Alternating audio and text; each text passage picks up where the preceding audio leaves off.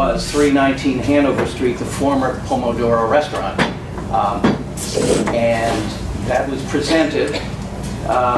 It's going to be like the previous Pomodoro, that is small, 22 seats, no bar, we were told.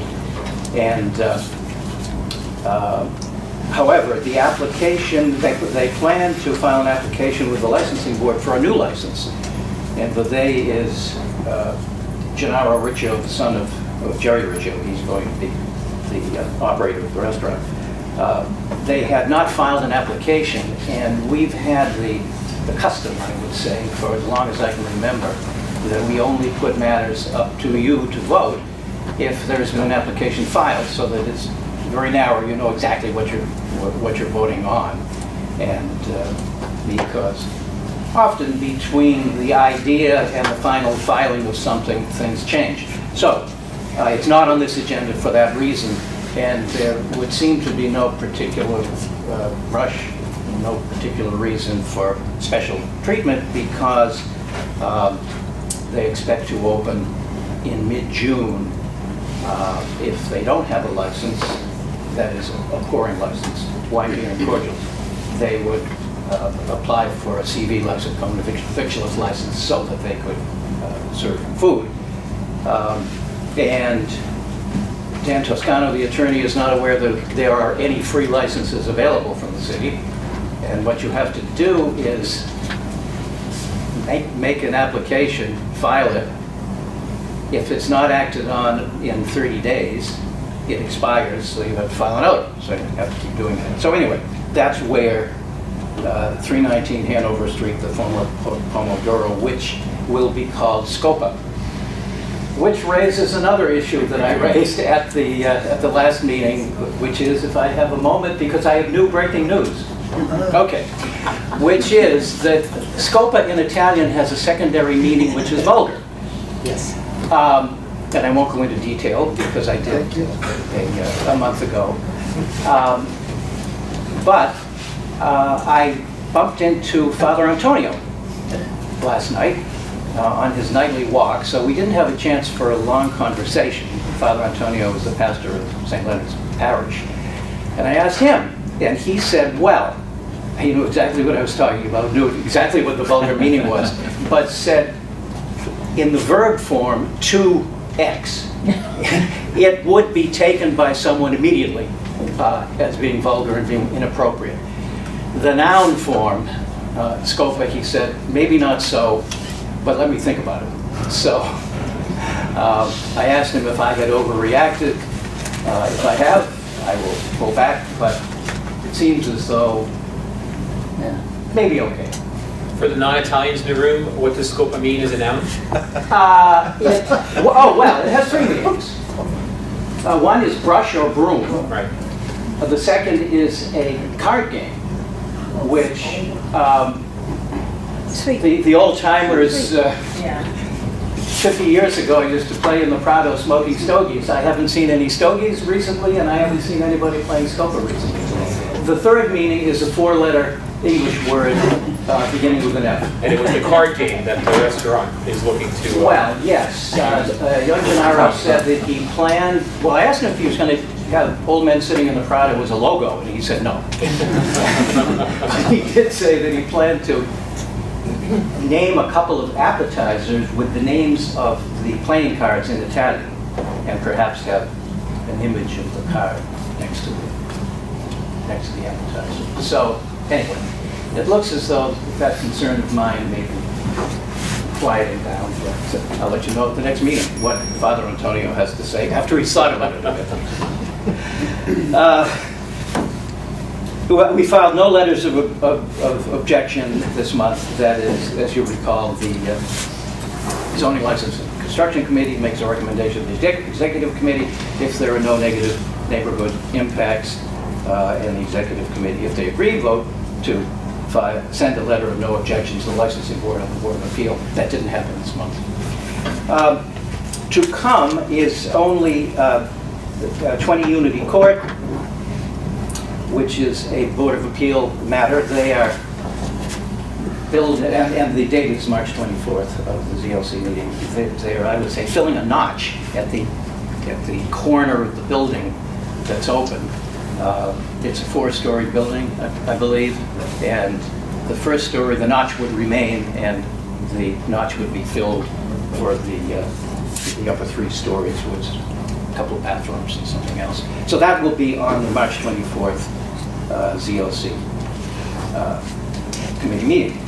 We also received today by email something from 3 to 5 Quincy Court. And I must admit, notwithstanding having lived in the North End for 23 years, I don't know where Quincy Court is. Anybody know where Quincy Court is? North Street, it's a commercial street where Davies is that Quincy? No, that's Murphy. Oh, it's Murphy. It was with a Y. Well, I feel better. I'm the only one that doesn't know where it is. But anyway, there was no request to put the item on the ZLC agenda.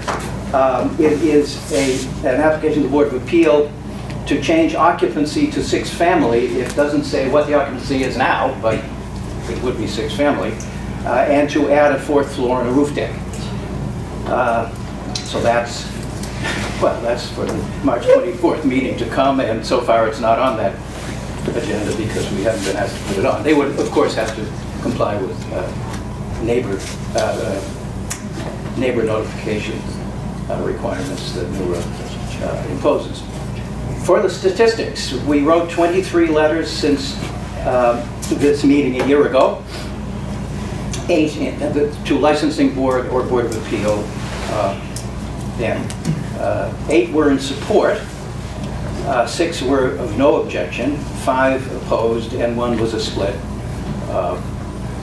oppose and support. There were 3 letters written that did not involve votes, so the total is 23. Finally, updates. 204 Hanover Street, which is the location where Pomodoro intends to move.